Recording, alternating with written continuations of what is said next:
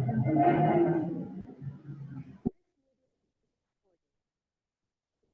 said, you can't miss that once you hear it. So welcome to another community chat, everyone. I'm Lori Yoakum. I'm the director of Wilson Public Library. Today, I'm excited to have Dr. Dan Endorf. He is Cozad Community Schools new superintendent. And I'm going to let him start talking in just a little bit.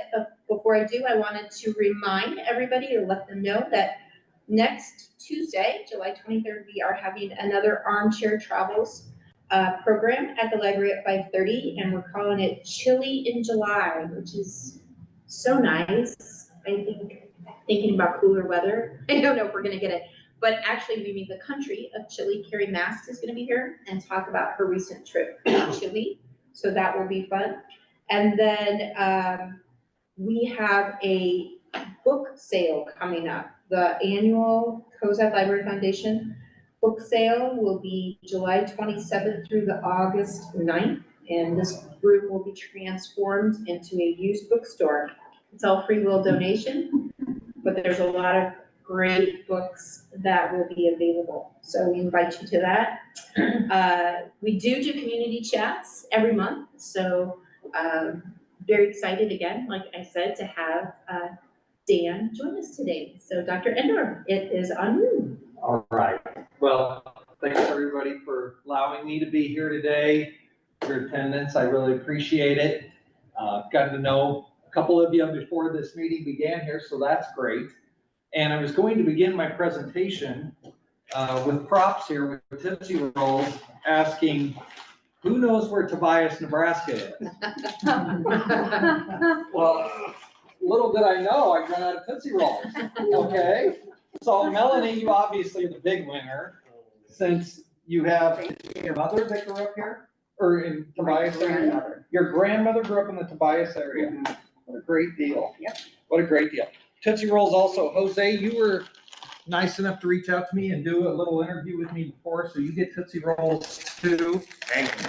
Miss Yoakum here was the first non-educator from Cozad to reach out and congratulate me. So, is that were 3 Tootsie Rolls? 3? Yeah. I was like, I'll just take the bag. There you go. You can give one to Kim. Yeah. All right, if that's the case. And then Al grew up at, was it over by Fairbury? Diller. Oh, Diller from Diller. Diller Eagles. Diller Eagles. Right.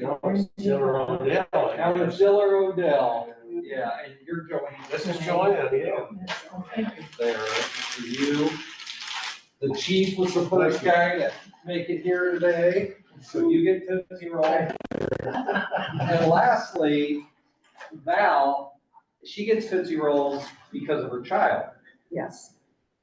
And I'm gonna talk about Will. Oh. Will told me that, I believe it's your daughter, that she has quite an extraordinary job. She does. She, if I remember right, is like a psychologist for the Capitol Police. Yes. What an amazing job. Yeah. They created it for her, so I'm proud. Yeah, well, that's really great, really great. Need to serve your country in that fashion, and that is a needed component in our society in a lot of areas, but I'm sure with the Capitol Police. I'm sure they would. So anyway, thank you all for having me. I'm a product of Tobias, Nebraska, population 106. We'll get that in a minute, so this will be here, okay? But I started out in Ohio schools with 4. There were 4 of us total: Troy, Billy, Jamie, and me. And so I worked in the largest school at the time in Nebraska. But I really believe at one point in time I might have attended the smallest school in Nebraska. So I am truly a product of public education. Parents were farmers, did the best they could with what they had, but it was the 80s and things were tough. But they raised us really well. I have an older sister and a younger sister. Toward the end of my senior year of high school, as the only, my dad came to me and said, "Son, do you want to farm? You know, I mean, like, you're the next in line. Do you want to farm?" It's like, "Well, geez, Dad, I'm trying to get a date on Saturday night. I didn't know you were going to give me such a heavy question." And after giving it a few minutes of thought, I just said, Dad, I think I want to go to college. And he said, oh, good. Oh, good. And I came to find out the good was not because farming was so tough, and it was really tough in the 80s. It was because he knew how terrible a farmer I truly was. I could talk to the cows, but I couldn't get them to move, right? And so along those lines, I found myself in the right profession, and I think agriculture is better off too. But so I finished up college, met my wife toward the end of college. Her name is Sharon. We've been together 29 years. And she was able to get a job in Omaha. Well, I didn't even know how to drive in Omaha. But lo and behold, she has this job and I'm supposed to student teach. And I wasn't going to go any bigger than Class B. But in the end, with her being in Omaha, I had to teach in Omaha. And so I ended up at Omaha Bryan as a student teacher for 1 year, which was a small Class A high school, and I really loved it. And then midway through the year, they hired me as a full-time teacher at Omaha Central. And at the time, not today, but at the time, Omaha Central was the largest high school in Nebraska. And so I would just, the kids would come into class and I would say, okay, this is bigger than my entire grade. And oh, you gotta be kidding me. So it was always a great experience to meet all of these students from such a diverse background. They had a huge Jewish population at Omaha Central. Can't tell you for sure why, other than I think it was the history of the school. And so there were just really some neat peculiarities of that school that made it fascinating to me. I spent 2 years there, loved it, probably would have never left, but my wife got another job. So she moved on to Lincoln. I was able to obtain a position with Waverly. Anybody know Waverly's nickname, the Waverly? I should, but I don't. No. The Waverly Vikings. So I went from an Omaha Central, anybody know Omaha Central? Jose, come on. I'm not sure if I'm being honest with you. Okay, I was an Omaha Central Eagle, then I became a Waverly Viking, and I was teacher coach. I coached a lot. I really enjoyed teaching. And after 2 years in Waverly, there was an assistant principal position open. And one thing led to another, and the next thing you know, I went from being Coach E and Mr. E to being the assistant principal. And so when you become the assistant principal, people start to treat you a little bit differently. I found that out in a hurry. And after 6 years of being assistant principal, I determined, I think I kind of I plateaued. I knew I wanted to move on to what was next in my career. I was finishing up my doctorate, and I just felt like it was probably time. If I was going to move, I needed to move. And so there was a position as high school principal in York. I applied for that position. It was 45 minutes away from Tobias. And I thought, hey, this is perfect. I'll go to York, be the high school principal there, and probably retire. Well, that's not how it works. When you get on the administrator carousel, as you've seen with the superintendency here in Cozad, anything beyond 5, 6, 7 years, and you're an aberration, quite frankly, especially in this day and age. And so I went to York High School. I absolutely loved it. Their nickname is the York Dukes. Dukes. Joanne, there we go. Okay. Let's just run it out. All right, they're the York Dukes. And I truly loved being high school principal in York. It was a wonderful experience. Probably the best leadership opportunity I've ever had was that situation right there. After 4 years, they had a number of budget cuts. That was the difficult part of the job. And so they took 3 or 4 different jobs, packaged them all together and said, hey, who wants to be kind of like the assistant to the superintendent? Well, I wanted to become a superintendent. I had my doctorate by that time, and I said, hey, I'll do it. And so I called it the director of everything. But that's pretty much what it was. I was the special ed director, the preschool director. I mean, a bunch of this. I had no clue what I was doing. All right. I mean, you think I'm unqualified to be the chief of police here? I felt unqualified to do that just as much as be the chief of police. But after a year of doing it, I learned so much. It prepared me so well for my next ventures. So there was a couple of superintendency openings. The one I was able to receive was at North Bend, Nebraska. They were the North Bend Central. I don't blame you, I didn't know either. That they were the North Bend Central Tigers.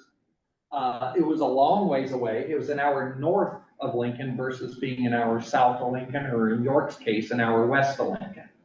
So that took me quite a ways away from the bias. And I was gonna be there for 3, 4, 5 years, learn how to be a superintendent, and then get something maybe a little more manageable, a little larger around Lincoln, maybe around where I grew up. Well, I was there 12 years. I don't know how it happened.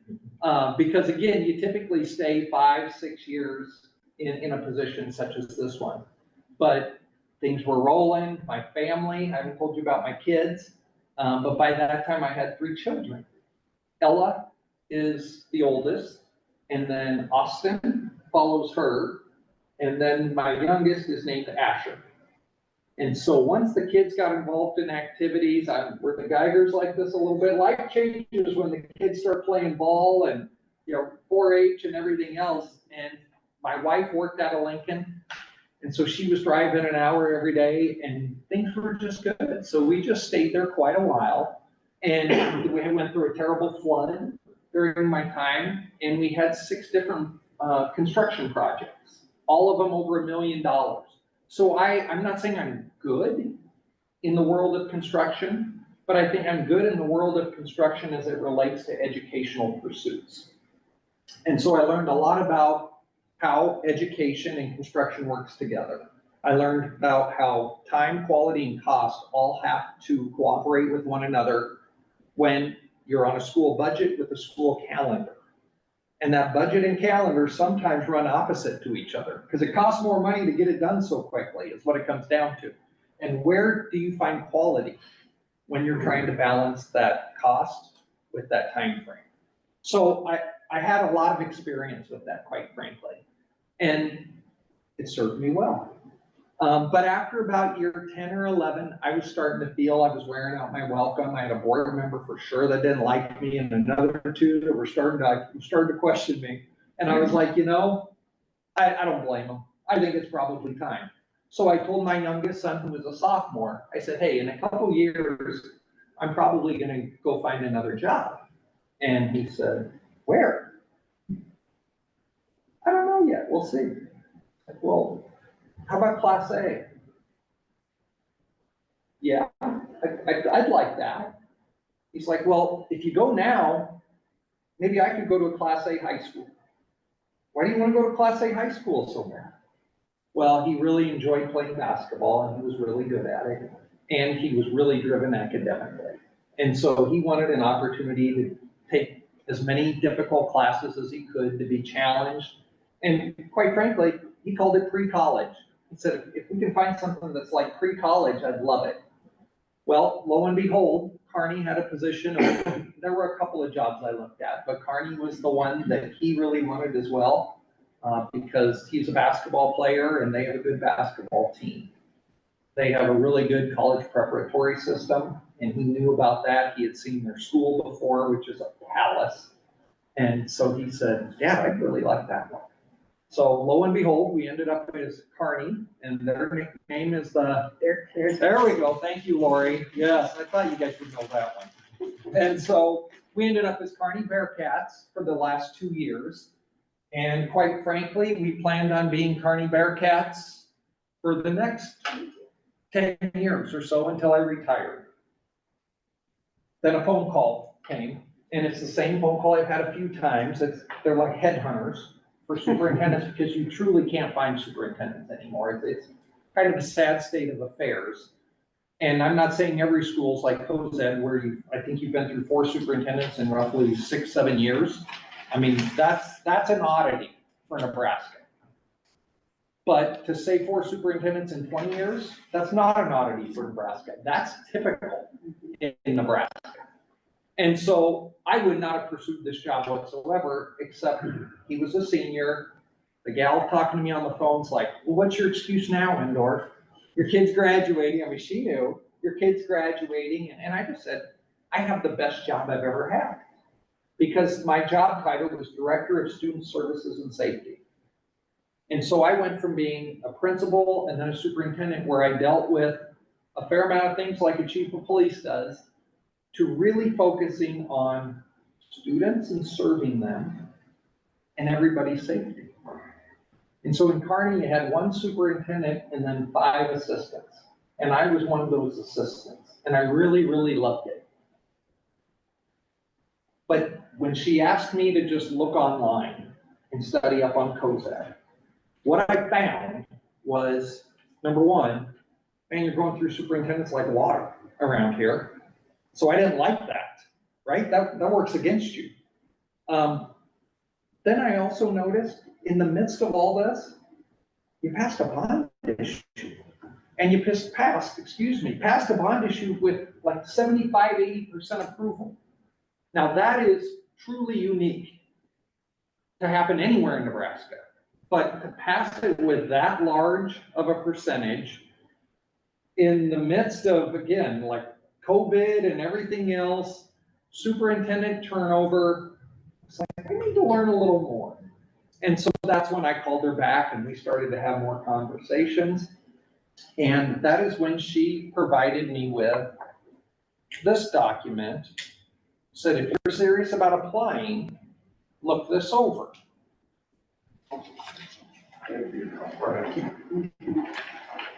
So this document is just a one-page brochure that the Cozad School Board put together in collaboration with this headhunter of sorts. And I would direct your attention to the very bottom of the page where it says the district is looking for applicants with the following attributes. And this is when I decided to apply. The first one, prioritize improved student learning and achievement. Shouldn't that be everybody's first priority? How are we going to help our kids and help them learn, help them achieve at the highest rate possible so they can achieve their dreams? If they want to be a reporter for a newspaper, hopefully we can equip them to do that through our experience. If they want to be a police officer, hopefully we can equip them for that experience. That's why we have schools. But seldom do I see that as the first bulleted item. So that really caught my attention is, hey, maybe their focus is in the right place. Secondly, demonstrate budget knowledge or have experience managing a budget. I've done 12 of those. I know how to do a school budget. Now, I'm a former English teacher, okay? So I'm better at writing it out than doing the math, but I know how to do a school budget. I think there are people out there that are better at it than me. I've come across some people that are absolutely, I consider them geniuses when it comes to school budgeting, and I call them when I need help. But it doesn't come naturally to me like writing and reading come to me. And then the third one is possess leadership skills and confidence to manage a school district. And that's where, again, the more research I did online, the more I realized, I think stability, calm, somebody that's been there, done that before, just tell people it'll be okay, might be what this third bullet is all about. Come here, you've already ran construction projects. You've already ran school budgets. You know how to work with staff. You know how to deal with community, those kind of things. Now, again, I'm not a true expert in any of those, but I have a fair amount of experience in all of those. So I looked at that third bullet and thought, this one might end up being the most important one of all. But the one that I think probably scared off a few potential applicants for the position is that fourth one. Because in the midst of some budget issues, in the midst of transitioning superintendents one after another, you were also dealing with a $26 million construction project. So that's a lot. The project is a lot. The money is an astronomical amount of money. And as I studied up on it, I could tell that with inflation and everything else, this was gonna be complicated. And so knowing Mother Nature's always on our side, I was like, I can handle this. That is until, was it June 28th? Yeah. So I was very, very fortunate that once the position was offered and I accepted it, I was able to work out a deal with the Kearney leadership where I used vacation days and ended my tenure there about 10 days early. And in turn, Cozad then paid me to come here and start 10 days early. Now, had Kearney not been kind enough to do that, and had Cozad not reciprocated by paying me,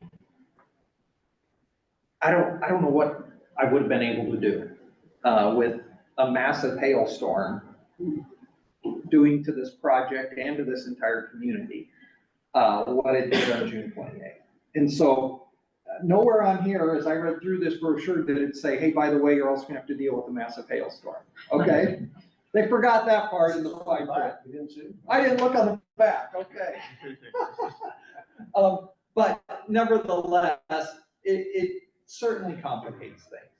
There's no getting around that. But I also know that as with, I'm sure a lot of your personal property, short-term pain can sometimes lead to a new identity. And so I really believe that there might be a few second chances with a few elements of this project based upon this hail insurance claim. I really believe that while it's a setback, that it happened at a time frame where the good people at Paulson, the good people at Wilkins Architecture Firm can work together with us to still keep our feet on the ground. We're still looking firmly at the first day of school being the original start date, but we're gonna have to modify our approach a little bit to make it happen. Now, in speaking to people like Mr. Fisher, who was one of the reasons I applied, because I knew a little bit about him. In speaking to him, he said, hey, our students and staff are used to construction. It's just gonna last a little bit longer now. We can do it. And so back to calm and back to just quiet leadership, that's what he provided us within hours of finishing up the hailstorm overall concentration, right? When you had to just look things over and say, okay, my assessment is our building's in terrible shape. That's what he told me at 5:30 a.m. on June 29th. But even then, there was a calm about him of, hey, this is bad, but we'll get through it. So that's what brought me to Cozad. These 4 bulleted statements on this brochure is what cemented my application. I was fortunate enough to be offered the job. I'm thrilled to be here. I've met a lot of really great people. And prior to the hailstorm, I had this grandiose plan of meeting with board members, administrators, and all the teaching staff and trying to just meet with everybody one-on-one. And the hailstorm certainly set that back. But I've made it through most of the administrators, the board members, and now a few teachers, and I hope to continue that with the idea that I get to meet some of the community as well. So that's my introduction. I had a few slides. I can't remember for sure what they all were now. Here is the brochure. This is my family. That picture right there, the kid immediately to my left is Asher. He is now 6'6". Okay, so that picture's a little old. But he is the one that's headed to UNL here in the fall. My daughter Ella, I don't think she's grown. She was 18 there, 19 there, and she goes to the University of Virginia. She is in law school there, but she is in Houston, Texas right now doing an internship. So I was able to visit her recently. And then my son is Austin over there further to the left. He is 22 years old and he works at Charles Schwab in Omaha, like finance banker type guy. And just started that 2 weeks ago. So this is brand new for him too. We've been comparing notes about our new jobs. And then my wife of 29 years is Sharon. And in an oddity, I know this isn't how typical families work, but we have a townhouse in Lincoln and she's based out of Lincoln. And so she spends roughly 3 nights a week in Lincoln. She travels a couple nights a week across Nebraska. And then we get together on the weekends, either in Kearney/Cozad or in Lincoln. So it doesn't work for everybody, I promise you that. I wouldn't advise it for every marriage, but for ours, it works great. So that's our family. I'll open it up to any questions that any of you may have for me.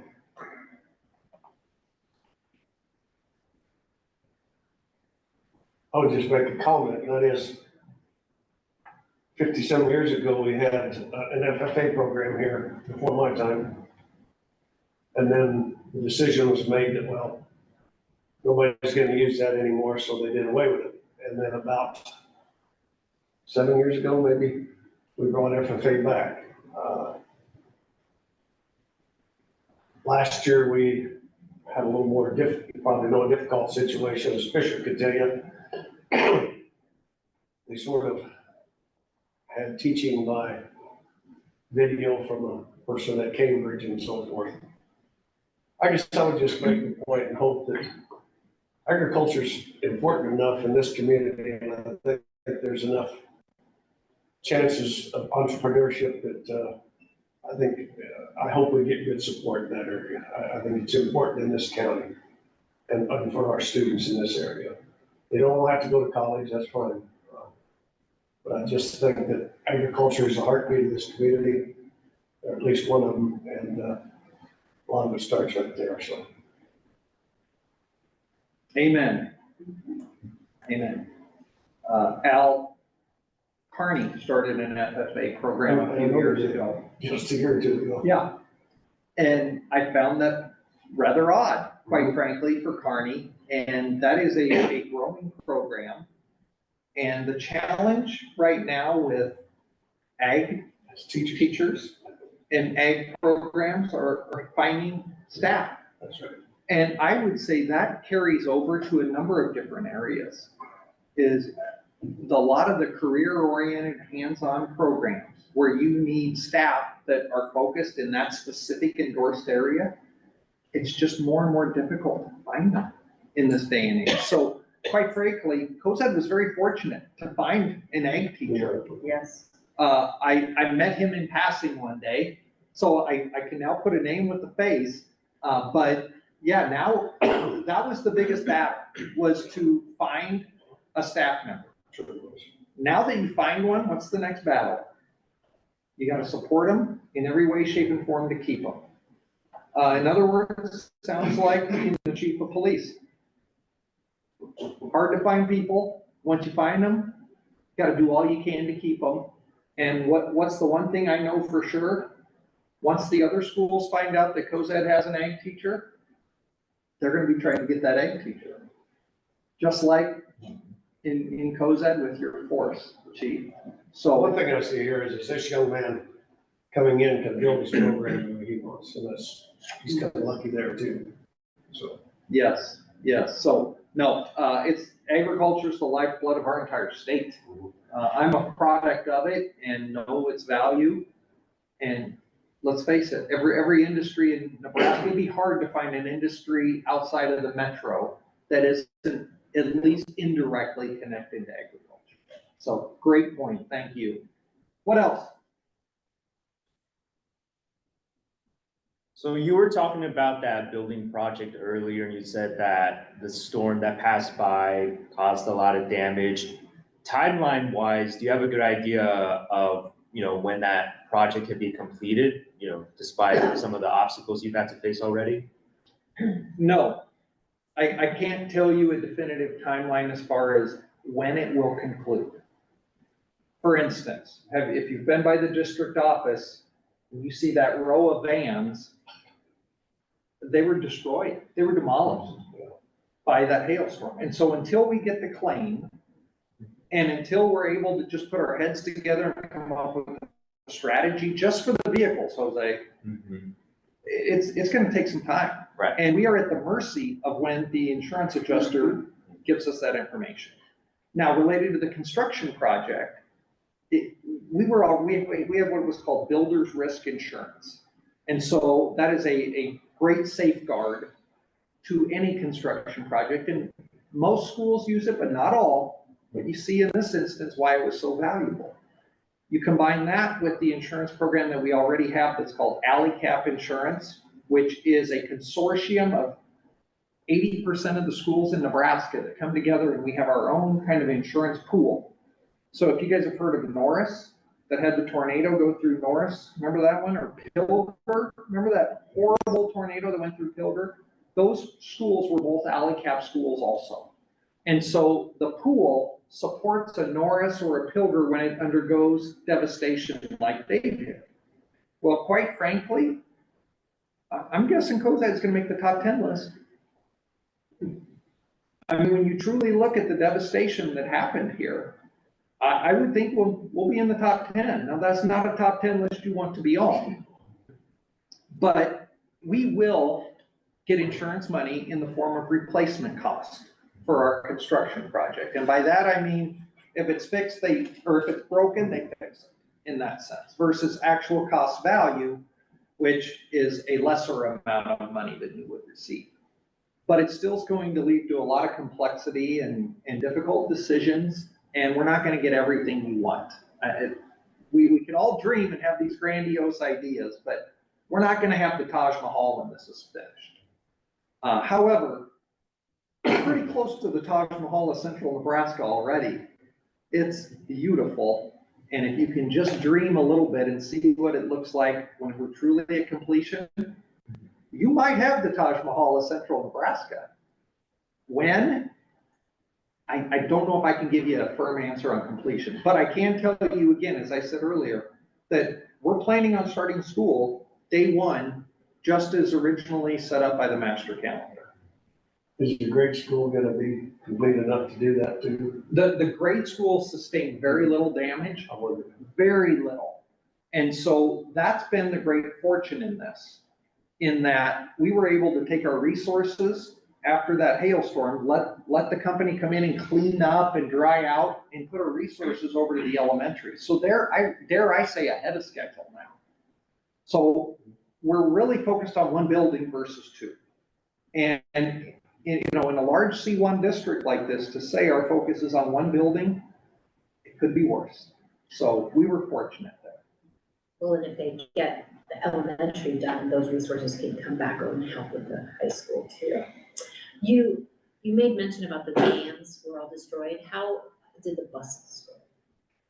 It depends which bus you're talking about. The motor coach buses really held up pretty well. I would not say they were, shelled or totaled out by any stretch. The buses, some of them were either not here or they were covered. And so some of our buses sustained very little damage, and those that were outside, and again, you have to bear with me. I really can't even find where our buses are yet. I'm still that new to town, but this is what I've been told, is our buses are not, again, in the kind of shape that van fleet is in. I was just wondering, as far as picking up kids, to go to school, are you in a good enough spot with the buses to be able to do that? Yeah. I would say yes. I think we will be all right with our school buses. Personnel wise on teachers, is your roster complete? Almost. I know there is one special education vacancy that has 0 applicants. Welcome to Nebraska. And special education is the worst of all of the fields. Omaha Public Schools, if you ever read the World Herald, I mean, they're in a really tough spot. They have dozens of openings that they just simply can't get an applicant for. So we're not alone, but I would also tell you, kind of like with ag, we're gonna have to recruit more so than wait for people to come to us. And that's just the name of the game right now in public schools and education. So as far as recruiting, is there a strategic plan to maybe work with the universities as far as student teaching placements to get them here in Cozad? There's a great plan put together for Kearney Public Schools. I know a lot about that one. I was not directly involved in that, but I know how well KPS, Kearney Public Schools, was working with UNK. Now, that's a home game for KPS and UNK. And so all the Class C schools in the area, I'm sure they're all thinking the same thing that you are, Lori, or that I am. And that is, well, we want to be part of that also. So hopefully some of my connections with Kearney will help us. Because in talking to the administrators, a majority of our teachers come from the UNK education program. So the more we can build a relationship there, hopefully the better off we are. You mentioned earlier that you already had a chance to talk to some of the staff members and everyone through Cozad. Obviously, you don't have to mention names, but can you kind of talk about what those conversations look like? Can you mention some things that maybe they're looking forward to, or did they voice any kind of concerns that they were hoping that you can kind of address as soon as possible? Yeah, definitely. Thank you. That's a good question, Jose. They want unity, less drama, more school, reading, writing, arithmetic. Those things would be good. So hopefully, I mean, I have 25 years of being a school administrator. Not that I've seen everything. I've certainly never seen a hailstorm like this last one, okay? But I do have a fair amount of experience that I hope to rely upon to just bring calm. I hope to be able to build enough rapport with the staff that they feel comfortable coming to me, even though they may not get the answer they always want. And then in turn, hopefully, that I can reciprocate to them if they're willing to work with me. In a few conversations I've had, I just can't imagine that that's an impossibility. I think, again, over time, trust will be built and we'll get our focus on where it needs to be, and that's 951 kids. I do have a question. As far as LB 441, I'm not sure if you're familiar with that. It didn't quite make it to the floor, and I think powers that be that it didn't make it to the floor, but what is your opinion on book banning and on LB 441, if you know that, as far as holding teachers and librarians jailable? Right. If somebody decides a book is not worthy to be on the shelf. Well, I'm an educator, so I think you could surmise that I'm going to be in support of our librarians, of people such as yourself in the public library area, to hold someone, again, with an enforceable offense because of a book, that you're not gonna have any more librarians. So we need to find something that, again, allows people the opportunity to opt out if it doesn't fit with your family or your values, but at the same time understand that we are a public school. And so if this doesn't fit you directly, all right, then don't go down that path. I did not directly get involved in some of the turmoil in Kearney Public Schools on books. Well, that was my next thing, is I know Kearney Public Schools. They were right in the forefront of it. Well, and Cozad, I don't know if you know, had some kind of underground things going on too. Yeah. It just concerned me as a public librarian where the thermometer is. Well, I think every community in Nebraska, maybe not every community in Nebraska, I don't know if Tobias even has a library open anymore, so maybe not Tobias, okay? But most communities in Nebraska have dealt with this level of controversy in the last 3 to 5 years. Now, again, I think cooler heads will prevail in the end. And if we focus on, all right, is this good for our kids as a collective group? Well, then people can make decisions as they please. But in Kearney, yeah, I mean, school board meetings were rather intense at times with a specific group of people that were really focused on that topic. I know the Kearney Public Library had issues too, so. Sure, Yeah. yeah, they were challenged as well. It's just that the school gets most of the attention because they're the school. That's usually the biggest game in town. And that's okay. That requires, again, people to, or school boards to have a representative of them, and that's me, that's the superintendent's position, to work for them. So if their desire is to keep things as they are when it comes to that policy, that's what I'll do. But I want to make sure they feel educated so that they can have an informed decision. And then, once that informed decision takes place, then it's my job to enforce it. So, that's that. What else? Val, you've been quiet back there. I'm usually quiet, I listen. Oh, yeah, okay. Well, I really appreciate you coming today, Dr. Endorf. And although I ate all of the Tootsie Rolls, I'm gonna circle back to you saying that I was the first non-educator to reach out. I am actually an educator by trade.